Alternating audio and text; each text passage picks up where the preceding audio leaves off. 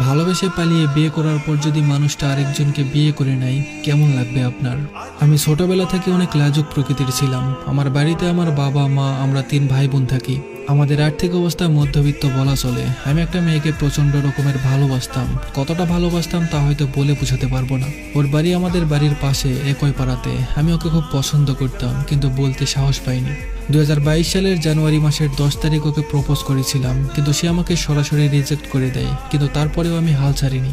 আমাকে রিজেক্ট করার কারণ হলো ওর বাড়ি থেকে আমাদের সম্পর্কটা মেনে নিবে না, কারণ দুজনের বাড়ি একই পাড়াতে। ওকে আমি বললাম, তুমি চিন্তা করো না, তুমি ভালোবেসে একটাবার আমার হাত ধরো, আমি সবকিছু মানিয়ে নিব। কিন্তু ওর একটাই কথা, ও রিলেশন করতে পারবে না। 2 মাস তার পিছনে ঘোরার পর মার্চ মাসের 10 তারিখ তাকে আবারও একবার প্রপোজ করি। এবার সে রাজি হয়ে যায়। এভাবেই আমাদের সম্পর্কটা শুরু হয়। কিছুদিন যাওয়ার পর ওর পরিবার বিষয়টা জেনে যায়।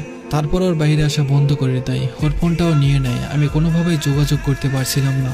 তবে কিছুদিন পরও সুযোগ পেলে অন্যের ফোন দিয়ে আমাকে ফোন দিত, 2-1 মিনিট কথা হতো। এভাবেই কিছুদিন চলে যায়। কিন্তু 10-15 দিন যাওয়ার পরও আর আমার সাথে যোগাযোগ করে না। আমাকে কেমন যেন ইগনোর করতো, আমার সাথে কথা বলতে চাইতো না, আমাকে সহ্যই করতে পারতো না।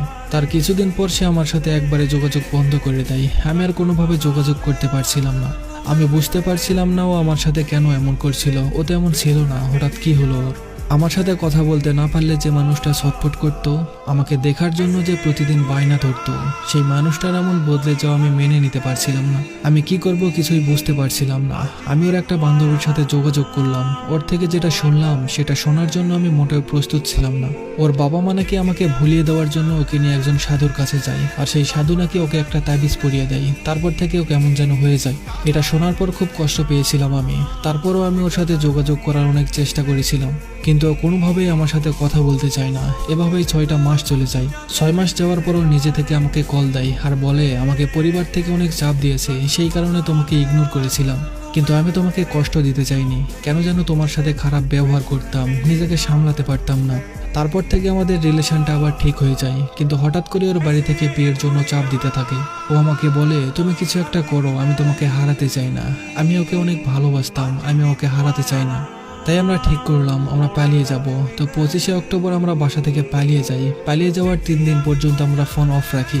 ওর পরিবার আমার পরিবারকে বিভিন্নভাবে চাপ দিতে লাগলো, ভয় দেখাতে লাগলো। 3 দিন পর ফোন অন করার সাথে সাথে আমার বাবার নাম্বার থেকে কল আসে। ফোন রিসিভ করতেই বাবা আমায় কান্না করতে করতে বলে, বাবা তোরা কোথায় আছিস, তাড়াতাড়ি বাড়ি চলে আয়, ওর বাবারা অনেক ঝামেলা করছে। ওই দিন আমার বাবার কান্না দেখে নিজের প্রতি খুব ঘৃণা হচ্ছিল। তখন মনে হচ্ছিল যে আমি সত্যিই ভুল করেছি। তাই আমি ঠিক করলাম বাড়িতে যাব। পরের দিন আমি ওকে নিয়ে বাড়িতে চলে আসি। বাড়িতে আসার পর ওকে ওর পরিবার নিয়ে চলে যায়। ওই দিন ওকে এতটাই মেরেছিল যা বলে বোঝানো যাবে না। তারপর আমাদের আবারও যোগাযোগ বন্ধ হয়ে যায়। পরিবেশটা কিছুটা ঠান্ডা হলে আমি ওর বান্ধবীকে দিয়ে আবার ওর সাথে যোগাযোগ করি। কিন্তু ও আমাকে বলে, তুমি আমাকে ভুলে যাও, আমি তোমাকে আর ভালোবাসি না। আমার আব্বু আম্মু যেখানে বিয়ে দিবে আমি সেখানেই বিয়ে করব।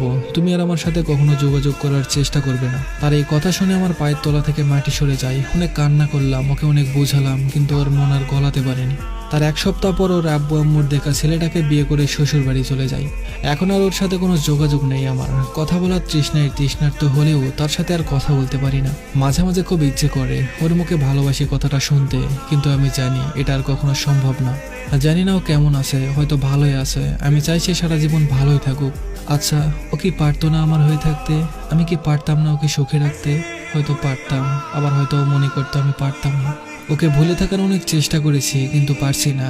আজ আমি নেশায় আসক্ত, না পারছি তাকে ভুলে থাকতে, আর না পারছি নেশা ছাড়তে। সবশেষে একটাই কথা বলবো, জীবনে কেউ কাউকে কোনোদিন ভালোবাসবেন না, জীবন তো লাশ হয়ে যাবে। তো এই ছিল আজকের গল্প। আশা করি গল্পটা আপনাদের ভালো লেগেছে। একটাবার চিন্তা করে দেখুন তো, যদি তারা রিলেশনে না যেত তাহলে কি তাদের জীবনে এমন হতো? হয়তো হতো না। হয়তো তারা দুজনেই একটা সুন্দর জীবন উপভোগ করতে পারতো।